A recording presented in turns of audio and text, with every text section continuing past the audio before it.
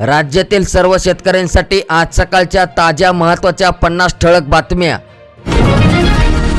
ज्या नागरिकांनी मागील 6 महिन्यात धान्य घेतले नाही त्यांचे मोफत राशन बंद करण्याचा निर्णय घेण्यात आला। राज्य सरकारचा आजचा महत्त्वाचा निर्णय। शासनाकडून शेतकऱ्यांना विविध योजनेअंतर्गत देण्यात येणाऱ्या अनुदानाची रक्कम त्यांच्या कर्ज खात्यात वर्ग करू नका असा प्रकार आढळून आल्यास त्या बँकेविरोधात थेट कारवाई करण्यात येणार असा इशारा पालकमंत्री अब्दुल सत्तार यांनी दिला आहे। कापसाला 12,000, सोयाबीनला 7,000 रुपये भाव द्या, सरकारने 2 दिवसात निर्णय घ्यावा, रविकांत तुपकर यांची मागणी। पीक पेरा नोंदणीसाठी 23 सप्टेंबरपर्यंत म्हणजेच की आजची अंतिम मुदत आहे। शेतकरी हैराण। ई पीक पाहणी ॲपच्या तांत्रिक अडचणी सुटेनात, शेतकऱ्यांना मुदतवाढीची अपेक्षा। 30,000 सोयाबीन कापूस उत्पादकांना मिळणार अनुदान। 2023च्या खरीपात झालेल्या नुकसानींची भरपाई। ई पीक पाहणी नोंदविलेले शेतकरी पात्र ठरविण्यात आले आहेत। 5,000 रुपये हेक्टरी अनुदान मिळणार। महायुतीच्या जागावाटपांचा तिढा 30 सप्टेंबर पूर्वी सुटणार। प्रदेशाध्यक्ष चंद्रशेखर बावनकुळेंनी चिखलीतील संवाद मेळाव्यात दिले संकेत। 25% क्षेत्र बाधित, शेतकरी दुहेरी संकटात, उत्पादनात घट होण्याची शक्यता। सोयाबीनवर मोजा खाल्ला, मूळ सड रोगांचा प्रादुर्भाव वाढला। शेतकऱ्यांनो, कृषी पंप योजनेसाठी अर्ज केला आहे का? सिंचनासाठी हक्कांची स्वतंत्र शाश्वत योजना 5 वर्षांची दुरुस्ती हमी मागेल त्याला सौर कृषी पंप योजना। आजच आपले सेवा केंद्रावर जाऊन अर्ज करावा। बाजार समितीत कांद्यांची आवक वाढली। बाजार समितीत वर्षाला 15,000 टनांची आवक। निर्यात धोरणामुळे दरात परिणाम। लाल कांद्यांची आवक वाढली। बाजार समितीमध्ये दररोज जवळपास 40 ते 45 टन कांद्यांची आवक सुरू असून चाळीतील कांदा, लाल कांदा अशा दोन्ही प्रकारच्या कांद्यांची खरेदी विक्री होते। 53,000 हेक्टरवरील पंचनामे पूर्ण, वरिष्ठांना अहवाल सादर। अनुदान किती आणि कधी देणार? तर महसूल विभागाने पंचनामे करून वरिष्ठांना अहवाल पाठवला आहे, परंतु 10 हेक्टर अनुदान जाहीर केले नाही। त्यामुळे कधी देणार हे देखील सांगितले नाही। बहुतेक वेळा तात्काळ पंचनामे करून अनुदान देण्याचे आश्वासन दिले जाते, परंतु प्रत्यक्षात वर्ष उलटून गेले तरी शेतकऱ्यांच्या हातात अनुदानाचे पैसे पडत नाहीत। त्यामुळे शासन अनुदान किती आणि कधी देणार असा प्रश्न शेतकऱ्यांकडून उपस्थित केला जात आहे। बाजारामध्ये नवीन सोयाबीनची आवक, ओलाव्याने दर कमी। 3,700 ते 4,700 रुपयांपर्यंत मिळत आहे भाव।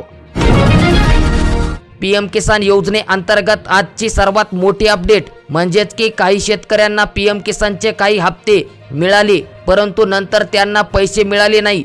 कृषी विभागाशी संपर्क केला असता पुन्हा नोंदणी करण्याचे सांगितले, मात्र काही हप्ते मिळाल्यानंतर पुन्हा लाभ बंद झाला। आता पुन्हा नोंदणी करण्याचा सल्ला कृषी विभागाकडून दिला जात आहे। याशिवाय इतरही काही शेतकऱ्यांना पीएम किसान योजनेचा लाभ मिळालेला नाही आणि या योजनेचा लाभ मिळावा म्हणून याकडे वरिष्ठांनी लक्ष देण्याची मागणी शेतकऱ्यांकडून करण्यात येत आहे। 18वा हप्ता सर्व पात्र शेतकऱ्यांच्या खात्यात पुढील महिन्यात पहिल्या आठवड्यात येणार, परंतु याबद्दल अधिकृत घोषणा केलेली नाही।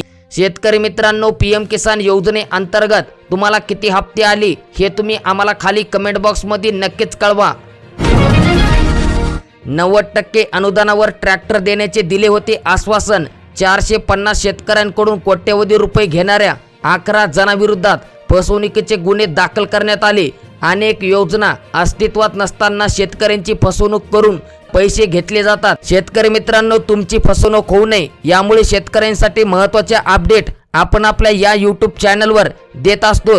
त्यामुळे चॅनलवर जर नवीन असाल तर खालील दिलेल्या लाल बटनावर ओके करून चॅनलला आत्ताच सबस्क्राईब करा। आंदोलनाचा 13वा दिवस, मराठवाड्यातील समाज बांधवे आले। धनगर समाजाच्या आंदोलनासाठी राज्यातील बांधवांची पंढरपुरात रीग। शेतकऱ्यांचे कर्जमाफीकडे लागले लक्ष, प्रोत्साहन अनुदानास सुरुवात। काम सोडून शेतकऱ्यांच्या वाढल्या बँकांमध्ये एरझाऱ्या। विधानसभेच्या तोंडावर कर्जमाफीची शेतकऱ्यांना लागली आहे अपेक्षा। कोल्हापूरला मुसळधार पावसाने झोडपले, 3 ते 4 दिवस पावसाची शक्यता, भुईमुग काढणीला पाऊस हवाच. बचत खात्यासाठी लाडक्या बहिणींची डाक विभागाला पसंती. डाक कार्यालयात खाते उघडण्यासाठी महिलांची दररोज गर्दी होत आहे. आधार घेऊन जा आणि खाते तुम्ही देखील उघडा. सण उत्सव संपले तरी आनंदाचा शिधा आलाच नाही. 51,992 शिधापत्रिका धारकांना किटमधील वस्तूंची प्रतीक्षा. सर्व वस्तू आलेच नाहीत. अपडेट आहे नांदेड जिल्ह्यातील. शेतकरी सापडला संकटात. कपाशी सोयाबीन पिकावर रोगांचा प्रादुर्भाव. प्रशासनाने सरसकट मदत जाहीर करावी, शेतकऱ्यांची मागणी.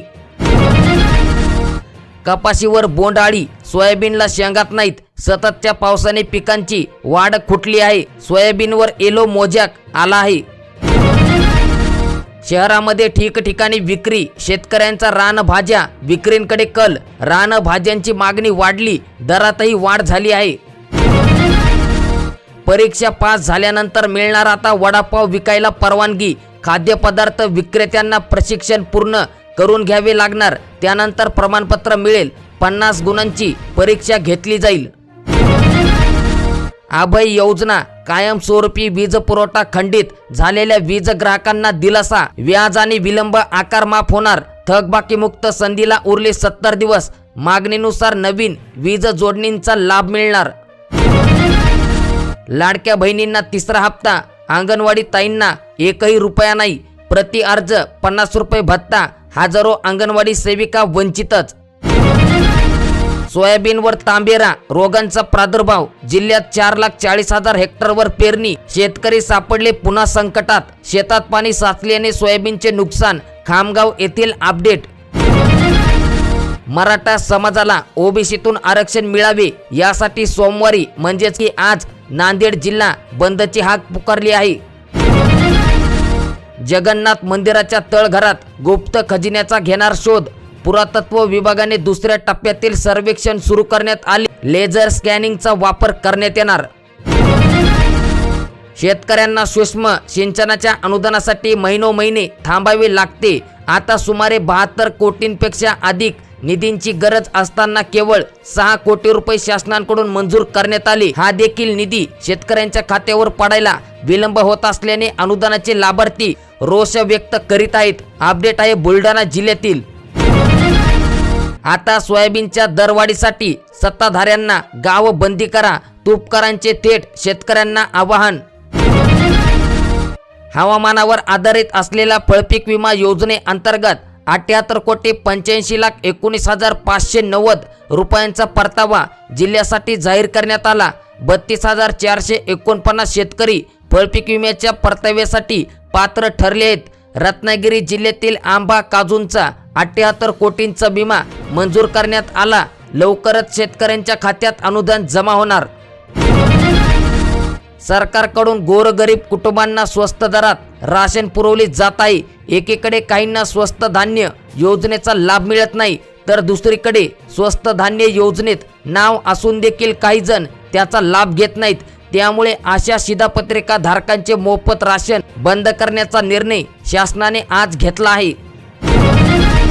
मराठवाड्यासह विदर्भातील जिल्ह्यातील काही ठिकाणी मुसळधार पाऊस. काढणीला आलेल्या सोयाबीन पिकांचे मोठ्या प्रमाणात नुकसान. केंद्र सरकारने कांद्यांवरील निर्यात बंदी उठवली आहे. त्यामुळे सोलापूर कृषी उत्पन्न बाजार समितीमध्ये कांद्याला प्रति क्विंटल 5,700 रुपयांचा भाव मिळाला. मान्सून जाता जाता झोडपणार. 22 ते 24 सप्टेंबर दरम्यान आज महाराष्ट्रातील जळगाव, अहमदनगर, सोलापूर आणि मराठवाड्यातील छत्रपती संभाजीनगर, बीड, उस्मानाबाद, नांदेड आणि विदर्भातील सर्वच म्हणजेच की 11 जिल्ह्यांमध्ये जोरदार पावसाची शक्यता वर्तवण्यात आली. या अनुषंगाने या संबंधित 18 जिल्ह्यांना हवामान खात्यांकडून येलो अलर्ट जारी करण्यात आला आहे. जिल्ह्यामध्ये जोरदार पावसाची शक्यता आहे. हवामान खात्यांचा चिंता वाढवणारा अंदाज. सर्वसामान्य नागरिकांना बसणार आर्थिक फटका. खाद्यतेलाच्या किमतीत पुन्हा वाढ. सोयाबीनच्या तेलात पुन्हा एकदा दरवाढ होऊन ते आता 133 रुपयांवर पोहोचला आहे. त्यामुळे आता सर्वसामान्य नागरिकांसाठी एक चिंतेची बाब बनलेली आहे. अजित पवारांनी आणखीन एक मोठी घोषणा केली. ते म्हणाले पुढील 15 दिवसात शेतकऱ्यांचे मागचे आणि पुढचे वीज बिल माफ झालेले असेल. महायुती सरकार आणा, पुढील 5 वर्ष मोफत वीज मिळेल. पूर्वी शेतकऱ्यांना लाईट बिलसाठी अनुदान मिळायचे, मात्र आता यापुढे वीज बिल द्यायचे नाही आणि मागचे देखील वीज बिल द्यायचे नाही. पुढील 15 दिवसात शेतकऱ्यांचे मागचे आणि पुढचे वीज बिल माफ झालेले असेल.